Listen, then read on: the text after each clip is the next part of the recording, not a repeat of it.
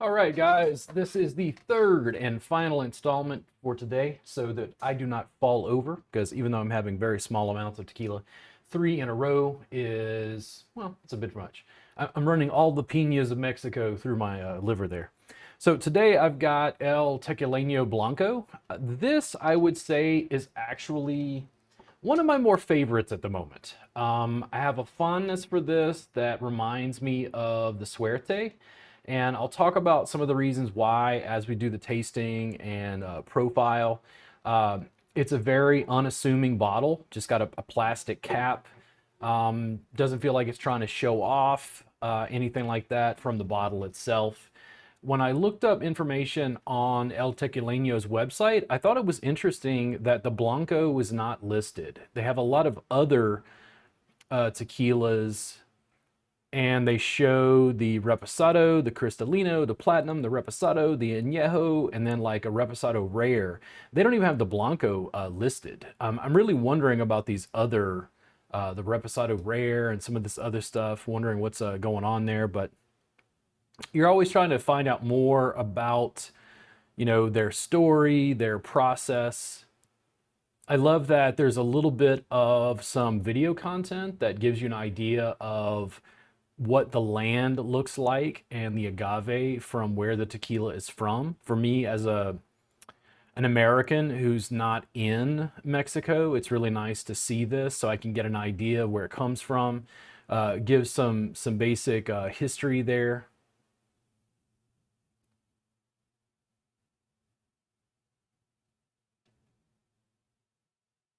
Reposado Rare. Wonder about that. And when they go through their process, this is the part that I'm most interested in. And I was actually surprised to find out because we talked about Suerte and the Tahona process of being crushed. And this is actually produced in another way. I like seeing all the rows of agave. One of the things that's really interesting about tequila production that is the opposite of something like scotch. It takes a very short time to grow the grain that is turned into the scotch. I believe it's barley. Or is it? Well, it's peat that they burn to the, anyway, I believe it's barley. But the thing is, it doesn't take very long to grow that. Tequila is interesting because it's almost the opposite. They're doing something where it takes years and years and years to grow the Blue Weber agave. And then they've got to process, distill, ferment, go through all of that, roast it, then put it in bottles if it's a Blanco like this, or go ahead and put it in barrels to allow it to age. So it's kind of the reverse process in a sense, even though it includes distillation and a high alcohol content. It's a very different process than making scotch. So they go into the cooking, and they said that Don Jorge Sales, I believe I said his name, Sales Cuervo, he pioneered the use of steam pressure autoclaves in 1959. They carefully cook the agave for optimal results. Extra attention is taken to the cogolo of the agave before cooking. This is, they say, the part of the plant which can negatively impact the flavor profile of the tequila. That's the sort of stuff that I would have to go in and do more research on to try to figure out, what's going on, how stuff is dealt with. Some of these things, just like the Tahona with the Suerte, I suspect does affect the flavor profile. And I just don't know enough to be able to definitively say like what I prefer. I just know what it tastes like when I have it. So let's go ahead and sample this, and I'll give you some tasting notes. Now, one of the things I will mention, and I think this is very funny, I first encountered this with Tapatio. And Tapatio is kind of like Suerte. It's one of my favorites. If I'm going to have a tequila after work, just going to hang out, and I'm not looking for subtle nuance. I'm not looking for the most crazy, rare reposado.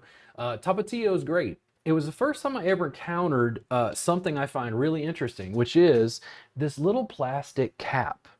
I was like, man, what kind of cheap tequila is this that it's got a little cheap plastic cap on it? Let me see if I can focus on that a little bit better. I'm like, what is this? And what I realized is I actually like this on Tapatio and on the El Tequileno because it prevents me from dribbling. it doesn't drip down the side quite as easily because of the shape of that little plastic piece. Who knew? It was such a tiny little thing that I at first think of as like, why do you put plastic on my? But it actually does make a difference in my enjoyment of the tequila. The bottle of Suerte in particular has like this big flange around the bottle, so I always get like a dribble, and I feel like over the course of my lifetime, do I lose a bottle of Suerte from that one drip? And I'm just teasing Suerte because it's just one of the bottles that I pointed out has a different shape. But I actually like that specifically about El Tequileno and the way this is bottled. Let's go ahead and give this a smell. Oh man, they're so different back to back. Oh man, it's so different. There's some, what is the floral note? What is that? It's like spicy but clean. And is it sweet? Is it like, it was making me think of like honeysuckle for a second. Like fermented honeysuckle. And honeysuckles as a kid, I grew up in Louisiana. We used to pull them as a kid. That was a big deal. You get the little nectar, a little sweet, you know.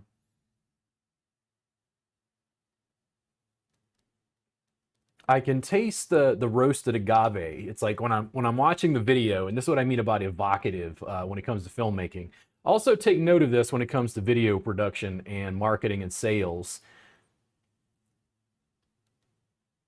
It's not what they're saying, but that looking at that liquid and look at those bubbles and that fermentation process. It's evocative and makes me feel something emotionally about the tequila, about the place it comes from, the workers who make it.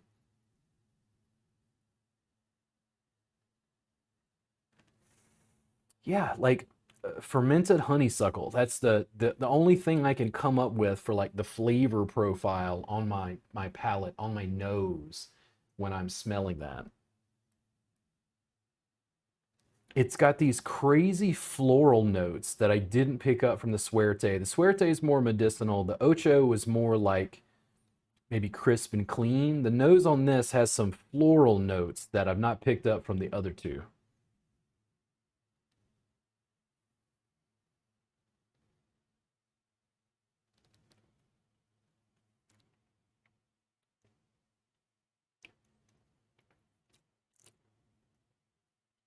Oh man, it's got a light sweetness. That honeysuckle I talked about completely shone through from the first sip.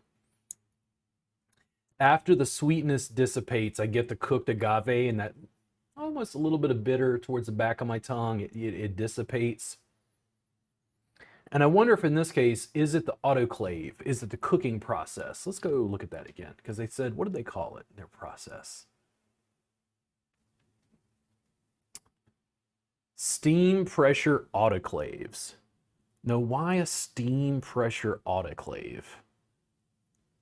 What does it do in the cooking process that is different?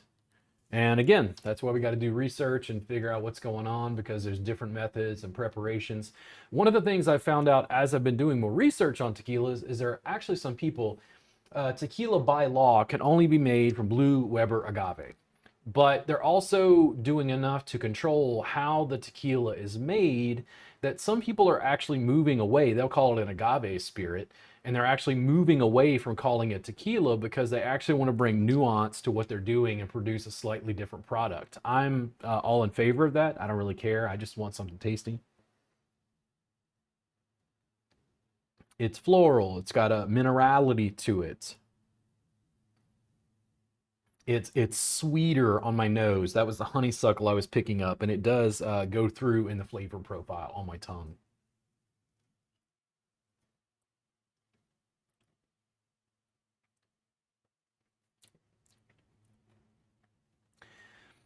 It's crisp, it's clean.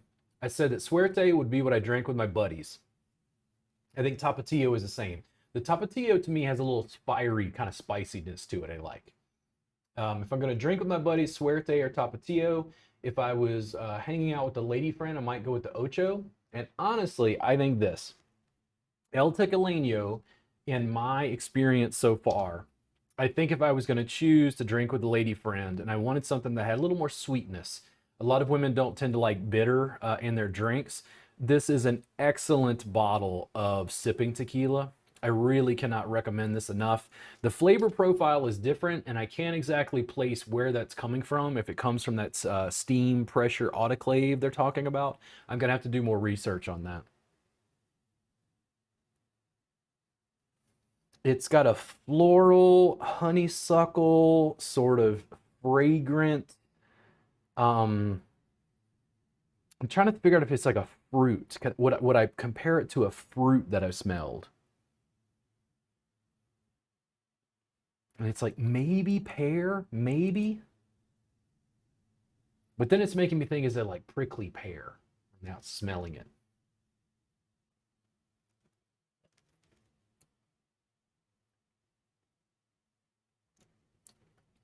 Yeah, I think the sweetness, it's very subtle. It's not overwhelming, but there's just a little bit of natural sweetness to this. And again, this is an additive free tequila.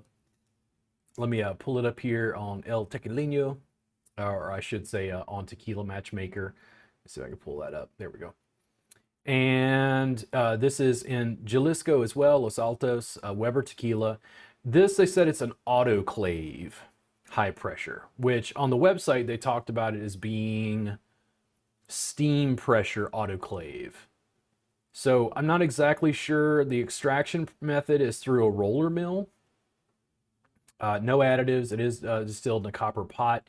I wonder how much that changes the process, but you can find that on Tequila Matchmaker. Overall, excellent tequila. I think of the three, again, if I was going to hang out and drink with friends, the Suerte probably is what I would go for. I would go for Tequila Ocho if I was hanging with a lady friend, wanted something a little bit less fiery or spicy, medicinal. And I think this would be my number one choice. If I was going to drink something for the day and wanted some nuance, I'd probably go with this. If I was going to drink with a lady friend who wanted something that had a little bit of a lighter, sweeter taste, because I wanted to have something that was a sipping tequila with her, I think I would go with this. It's just to give you some flavor notes, something to compare it to. I mean, I know people have different taste buds. It doesn't matter whether they're men or women, but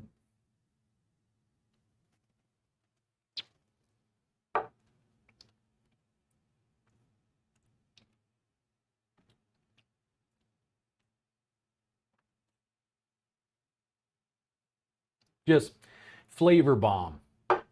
I don't know how to explain that it's subtle, but it's got this complexity of flavors to it. Just absolutely wonderful. This is a bottle that I will absolutely be buying again.